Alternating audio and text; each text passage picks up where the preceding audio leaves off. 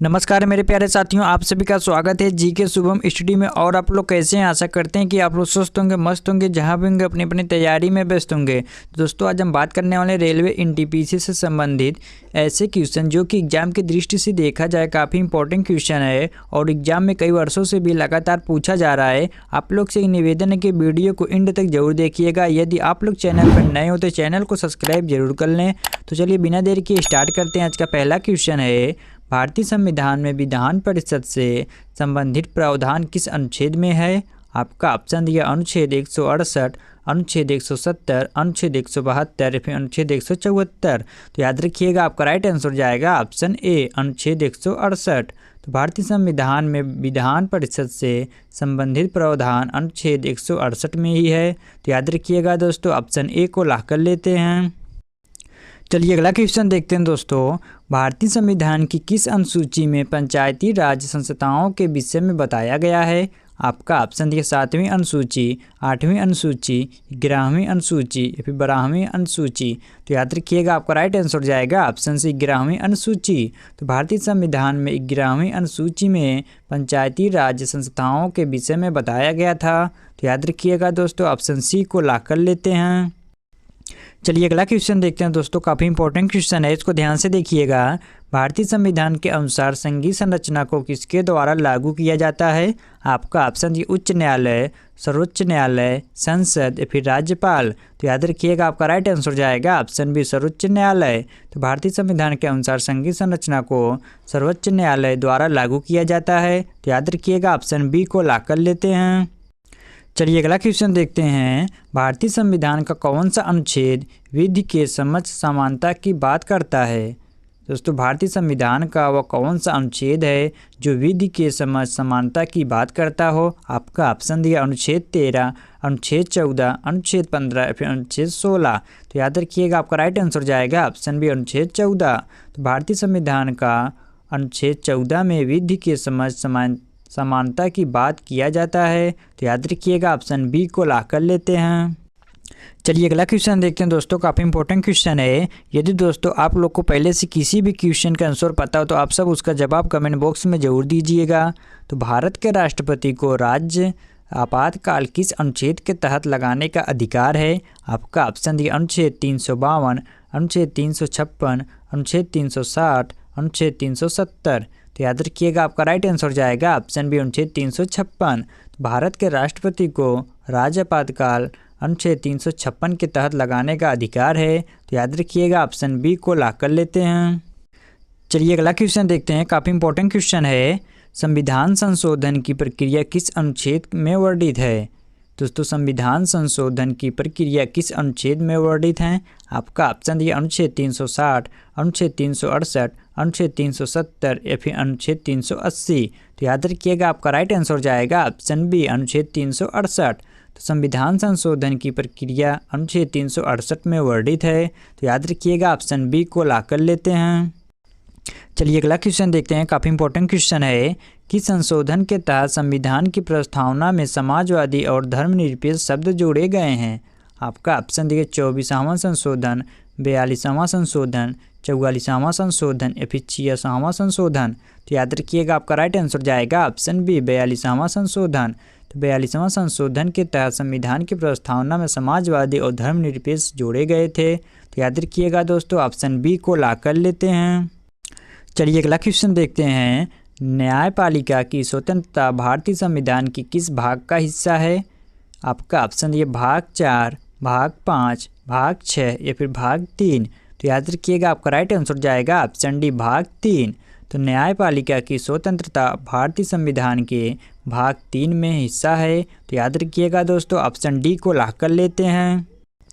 चलिए अगला क्वेश्चन देखते हैं दोस्तों, काफ़ी इंपॉर्टेंट क्वेश्चन है। और हाँ दोस्तों, आप लोग जितना भी क्वेश्चन को देख रहे हैं आपके लिए काफ़ी एग्जाम में हेल्पफुल आने वाला, तो आप लोग काफ़ी ध्यान से देखिएगा। भारतीय संविधान में धर्म की स्वतंत्रता किस अनुच्छेद में वर्णित है? आपका ऑप्शन दिया अनुच्छेद 19 से 22, अनुच्छेद 23 से 24, अनुच्छेद 25 से 28 या फिर अनुच्छेद 29 से 30। तो याद रखिएगा आपका राइट आंसर जाएगा ऑप्शन सी, अनुच्छेद 25 से 28। तो भारतीय संविधान में धर्म की स्वतंत्रता अनुच्छेद 25 से 28 में वर्णित हैं। तो याद रखिएगा दोस्तों ऑप्शन सी को लॉक कर लेते हैं। चलिए अगला क्वेश्चन देखते हैं दोस्तों, काफ़ी इंपॉर्टेंट क्वेश्चन है। यदि दोस्तों आप लोग अभी तक चैनल को सब्सक्राइब और लाइक नहीं किए तो प्लीज़ चैनल को सब्सक्राइब और एक लाइक जरूर कर लीजिएगा। तो समान नागरिक संहिता का उल्लेख संविधान के किस अनुच्छेद में है? आपका ऑप्शन दिया अनुच्छेद 41, अनुच्छेद 42, अनुच्छेद 44 या फिर अनुच्छेद 45। तो याद रखिएगा आपका राइट आंसर जाएगा ऑप्शन सी अनुच्छेद 44। तो समान नागरिक संहिता का उल्लेख अनुच्छेद 44 में है, तो याद रखिएगा ऑप्शन सी को ला कर लेते हैं। चलिए अगला क्वेश्चन देखते हैं, काफ़ी इंपॉर्टेंट क्वेश्चन है। भारत को एक संघ के रूप में वर्णित किया गया है। दोस्तों भारत को एक संघ के रूप में वर्णित कब किया गया है, उसी को आपको बताना है। आपका ऑप्शन दिया अनुच्छेद 1, अनुच्छेद 3, अनुच्छेद 5 या फिर अनुच्छेद 7। तो याद रखिएगा आपका राइट आंसर जाएगा ऑप्शन ए अनुच्छेद 1। तो भारत को एक संघ के रूप में अनुच्छेद 1 में वर्णित किया गया है। तो याद रखिएगा दोस्तों ऑप्शन ए को ला कर लेते हैं। चलिए अगला क्वेश्चन देखते हैं, काफ़ी इंपॉर्टेंट क्वेश्चन है। क्वेश्चन एग्जाम में हर बार पूछा जाता है, किस अनुच्छेद में अल्पसंख्यकों को अधिकारों की सुरक्षा का प्रावधान है? दोस्तों किस अनुच्छेद में अल्पसंख्यकों को अधिकारों की सुरक्षा का प्रावधान है? आपका ऑप्शन दिया अनुच्छेद 27 और 28, अनुच्छेद 29 और 30, अनुच्छेद 31 और 32 या फिर अनुच्छेद 33 और 34। तो याद रखिएगा आपका राइट आंसर जाएगा ऑप्शन बी अनुच्छेद 29 और 30। तो अनुच्छेद 29 और 30 में अल्पसंख्यकों के अधिकारों की सुरक्षा का प्रावधान है। तो याद रखिएगा दोस्तों ऑप्शन बी को ला कर लेते हैं। चलिए अगला क्वेश्चन देखते हैं दोस्तों, काफ़ी इंपॉर्टेंट क्वेश्चन है, इसको ध्यान से देखिएगा। न्यायपालिका की स्वतंत्रता किस प्रकार के संविधान का लक्षण है? आपका ऑप्शन दिया एकात्मक संविधान, संघीय संविधान, धर्मनिरपेक्ष संविधान या फिर लचीला संविधान। तो याद रखिएगा आपका राइट आंसर जाएगा ऑप्शन बी संघीय संविधान। तो न्यायपालिका की स्वतंत्रता संघीय संविधान का लक्षण है। तो याद रखिएगा ऑप्शन बी को ला कर लेते हैं। चलिए अगला क्वेश्चन देखते हैं, कौन सा अनुच्छेद मुफ्त और अनिवार्य शिक्षा का प्रावधान करता है? दोस्तों कौन सा अनुच्छेद मुफ्त और अनिवार्य शिक्षा का प्रावधान करता है? आपका ऑप्शन दिया अनुच्छेद 19, अनुच्छेद 21 ए, अनुच्छेद 29 ए, अनुच्छेद 30। तो याद रखिएगा आपका राइट आंसर जाएगा ऑप्शन बी अनुच्छेद 21 ए। तो अनुच्छेद 21 ए मुफ्त और अनिवार्य शिक्षा का प्रावधान करता है। तो याद रखिएगा ऑप्शन बी को ला कर लेते हैं। चलिए अगला क्वेश्चन देखते हैं, कौन सा अनुच्छेद राष्ट्रीय मानवाधिकार आयोग से संबंधित है? दोस्तों कौन सा अनुच्छेद राष्ट्रीय मानवाधिकार आयोग से संबंधित है? आपका ऑप्शन दिया अनुच्छेद 323 ए, अनुच्छेद 324, अनुच्छेद 328 या फिर संविधान में सीधे उल्लेख नहीं। तो याद रखिएगा आपका राइट आंसर जाएगा ऑप्शन डी संविधान में सीधे उल्लेख नहीं। संविधान में सीधे उल्लेख नहीं राष्ट्रीय मानवाधिकार आयोग से संबंधित है। तो याद रखिएगा दोस्तों ऑप्शन डी को ला कर लेते हैं। चलिए अगला क्वेश्चन देखते हैं दोस्तों, काफ़ी इंपॉर्टेंट क्वेश्चन है, इसको ध्यान से देखिएगा। कौन सा संविधान संशोधन जीएसटी से संबंधित है? आपका ऑप्शन दिए 100वां संशोधन, 101 संशोधन, 102 संशोधन या फिर 103 संशोधन। तो याद रखिएगा आपका राइट आंसर जाएगा ऑप्शन बी 101 संशोधन। तो 101 संशोधन संविधान संशोधन जीएसटी से संबंधित है। तो याद रखिएगा ऑप्शन बी को ला कर लेते हैं। चलिए अगला क्वेश्चन देखते हैं, किस संशोधन में सड़कों के लिए 10% आरक्षण का प्रावधान किया गया है? आपका ऑप्शन दिया है 100 संशोधन, 101 संशोधन, 102 संशोधन या फिर 103 संशोधन। तो याद रखिएगा आपका राइट आंसर जाएगा ऑप्शन डी 103वां संशोधन। तो 103वां संशोधन में सड़कों के लिए 10% आरक्षण का प्रावधान किया गया था। तो याद रखिएगा दोस्तों ऑप्शन डी को ला कर लेते हैं। चलिए अगला क्वेश्चन देखते हैं, भारत के संविधान में मूल संरचना का सिद्धांत किस केस से संबंधित है? दोस्तों भारत के संविधान मूल संरचना का सिद्धांत किस केस से संबंधित है? आपका ऑप्शन दिया Minerva mills case, Keshavananda Bharati case, Gopalan case या फिर शंकर प्रसाद केस। तो याद रखिएगा आपका राइट आंसर जाएगा option B Keshavananda Bharati case.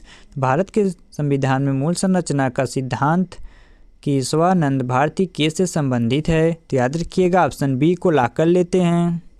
चलिए अगला क्वेश्चन देखते हैं दोस्तों, काफ़ी इंपॉर्टेंट क्वेश्चन है। भारतीय संविधान में विधान परिषद से संबंधित प्रावधान किस अनुच्छेद में है? तो दोस्तों भारतीय संविधान में विधान परिषद से संबंधित प्रावधान किस अनुच्छेद में है? आपका ऑप्शन दिया अनुच्छेद 168, अनुच्छेद 170, अनुच्छेद 172 फिर अनुच्छेद 174। तो याद रखिएगा आपका राइट आंसर जाएगा ऑप्शन ए अनुच्छेद 168। भारतीय संविधान में विधान परिषद से संबंधित प्रावधान अनुच्छेद 168 में है, तो याद रखिएगा ऑप्शन ए को लॉक कर लेते हैं। चलिए अगला क्वेश्चन देखते हैं दोस्तों, काफ़ी इंपॉर्टेंट क्वेश्चन है और आज का लास्ट क्वेश्चन है, किस अनुच्छेद में राष्ट्रपति के महाभियोग की प्रक्रिया का उल्लेख है? आपका ऑप्शन डी अनुच्छेद 52, अनुच्छेद 61, अनुच्छेद 63 या फिर अनुच्छेद 65। तो याद रखिएगा आपका राइट आंसर जाएगा ऑप्शन बी अनुच्छेद 61। तो अनुच्छेद 61 में राष्ट्रपति के महाभियोग की प्रक्रिया का उल्लेख है। तो याद रखिएगा दोस्तों ऑप्शन बी को लॉक कर लेते हैं। तो दोस्तों आज के लिए इतना ही, आज इस क्लास को यहीं समाप्त करते हैं। यदि दोस्तों आप लोग को वीडियो पसंद आए तो वीडियो को लाइक करना, शेयर करना और हाँ चैनल को सब्सक्राइब करना ना भूलना, ताकि इस प्रकार की इंपॉर्टेंट वीडियो आप लोग के पास हमेशा पहुँचती रहे। मिलते हैं आप सबसे नेक्स्ट वीडियो में, तब तक के लिए जय हिंद जय भारत।